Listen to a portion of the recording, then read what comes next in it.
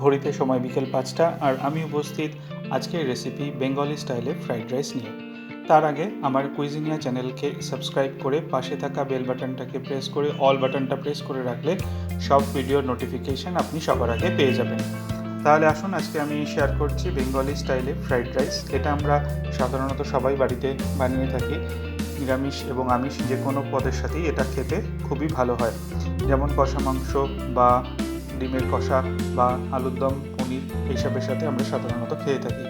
কিন্তু এটা আমি আজকে বানিয়েছি আপনাদের জন্য, কারণ আমাকে দু একজন রিকোয়েস্ট করেছিলেন এই ভিডিওটা দেখাবার জন্য। এটা খুবই সাধারণ একটা রেসিপি, আপনারা বাড়িতে খুবই সহজে এটা বানিয়ে ফেলতে পারেন। আসুন দেখে নিন রেসিপিটা, আর ভালো লাগলে অতি অবশ্যই একটা লাইক করে কমেন্ট করতে ভুলবেন না, আর প্রচুর প্রচুর শেয়ার করবেন। নতুন বন্ধুদের স্বাগত, আর পুরনো বন্ধুদেরকে আমার পাশে থাকার জন্য অসংখ্য ধন্যবাদ জানিয়ে আজকের এই বেঙ্গলি স্টাইলের ফ্রাইড রাইসের রেসিপিটা আমি শুরু করছি। এর সাথে চিলি চিকেনের রেসিপিটা আমি কালকে পোস্ট করব। প্রথমে কড়াইতে আমি 2 টেবিল স্পুন সাদা তেল আর 2 টেবিল স্পুন ঘি মিডিয়াম ফ্লেমে গরম করে নিয়েছি। এবার এতে আমি ফোড়নের জন্য দিচ্ছি 4টে তেজপাতা, 4 থেকে 5টা আমি দিচ্ছি ছোটো এলাচ, 1 ইঞ্চি মতো দিচ্ছি দারচিনি, আর লবঙ্গ দিচ্ছি 5 থেকে 6টা। দিয়ে একটু কয়েক সেকেন্ড অপেক্ষা করব যাতে এই গরম মশলাগুলোর গন্ধটা পুরো তেলের মধ্যে এবং ঘিয়ের মধ্যে ছড়িয়ে পড়ে। কয়েক সেকেন্ড অপেক্ষা করার পরে এতে আমি দিচ্ছি 50 গ্রাম মতো কাজু বাদাম। এখানে আমি গোটা কাজুই নিয়েছি, আপনারা চাইলে ভাঙা কাজুও এখানে অ্যাড করতে পারেন।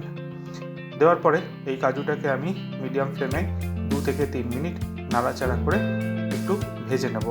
খুব বেশি লাল করব না, কারণ আরও সবজির সাথে ওই কাজুটা ভাজতে থাকবো। এবার 2-3 মিনিট হয়ে যাওয়ার পরে এখানে আমি 100 গ্রাম গাজর নিয়ে নিচ্ছি। গাজরটাকে আমি এরকম ছোট ছোট কিউব করে নিয়েছি। এটাকেও আমি মিনিট 2-3 কিন্তু ভেজে নিচ্ছি। আমি কিন্তু এখানে কোনো সবজি আগের থেকে বয়েল করিনি। 2-3 মিনিট হয়ে যাওয়ার পরে এতে আমি দিচ্ছি ছোট ছোট করে টুকরো করে রাখা 100 গ্রাম ফ্রেঞ্চ বিন। ফ্রেঞ্চ বিনটাকে দিয়েও আমি আবারও সেই 2-3 মিনিট এটাকে ভাজবো, কারণ এগুলোকে কিন্তু এই ভাজার মাধ্যমেই আমাকে সেদ্ধ করতে হবে। হয়ে যাওয়ার পরে এতে আমি অ্যাড করছি নেক্সট সেটা হচ্ছে 50 গ্রাম মতো কড়াইশুঁটি। আপনারা চাইলে সবসময় কড়াইশুঁটি বাজারে অ্যাভেলেবেল না থাকলে ফ্রোজেন যে কড়াইশুঁটিগুলো পাই আমরা সেগুলো ব্যবহার করতে পারেন। 2-3 মিনিট ভালো করে মিডিয়াম ফ্লেমে এটাকে আমি ভেজে নিচ্ছি।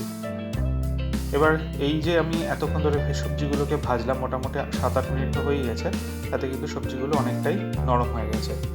এই পর্যায়ে আমি অ্যাড করছি 50 গ্রাম মতো কিশমিশ। এই যে আমি পরিমাণগুলো দিচ্ছি এগুলো কিন্তু সবই আমার পরিমাণ, আপনাদের যেটা বেশি ভালো লাগে সেগুলো একটু বেশি, যেটা কম লাগবে সেটা কম আপনাদের পছন্দ অনুযায়ী দেবেন। এটাকেও বেশ কিছুক্ষণ আমরা ভেজে নিয়ে এবার আমি এখানে অ্যাড করছি স্বাদ মতো নুন, তারপরে দিচ্ছি 2 টিস্পুন চিনি। এটা একটু মিষ্টি মিষ্টি হয়, আপনাদের যদি মনে হয় আরেকটু মিষ্টি দিতে পারেন, কম দিলে কম দেবেন।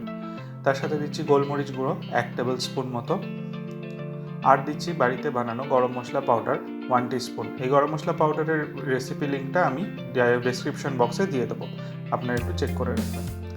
আরও কয়েক মিনিট এটাকে ভেজে নিলাম। আর এর সাথে কিন্তু আপনারা ইচ্ছে করলে অন্যান্য মৌসুমি অন্য সবজিও কিন্তু অ্যাড করতে পারেন, ছোটো করে ফুলকপি কেটে রাখা এগুলোও আপনারা অ্যাড করতে পারেন। এবার এখানে আমি ভাতটা দিচ্ছি। ভাতটা আমি আগের থেকে কুক করে রেখেছিলাম, ফুল কুক ছিল না, এটা 90% মতো রান্না করা ভাত। এখানে আমি 350 গ্রাম চাল নিয়েছিলাম, সেটাকে আমি ভাত করে রেখেছি। আমি একটু একটু করে ভাত দিয়ে এবার এটাকে কিন্তু অল্প অল্প করে মিশাচ্ছি। এবারে এটাকে আমি ফ্রাই করব মিডিয়াম ফ্লেম থেকে লো ফ্লেম, একটু লোয়ের দিকেই রাখবেন ফ্লেমটা, নাহলে পুড়ে যেতে পারে। 8 থেকে 10 মিনিট ভালো করে আমি এটাকে ভেজে নেব।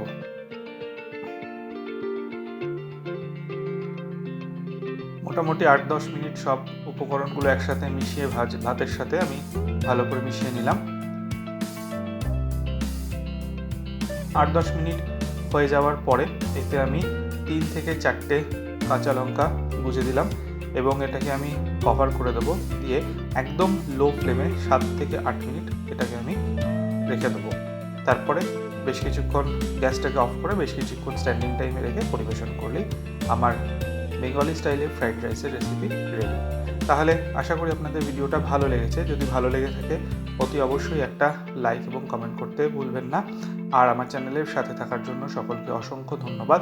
তাহলে আগামীকাল আবার ঠিক বিকেল 5টায় চলে আসবো অন্য কোনো নতুন রেসিপি নিয়ে। সবাই ভালো থাকবেন। নমস্কার।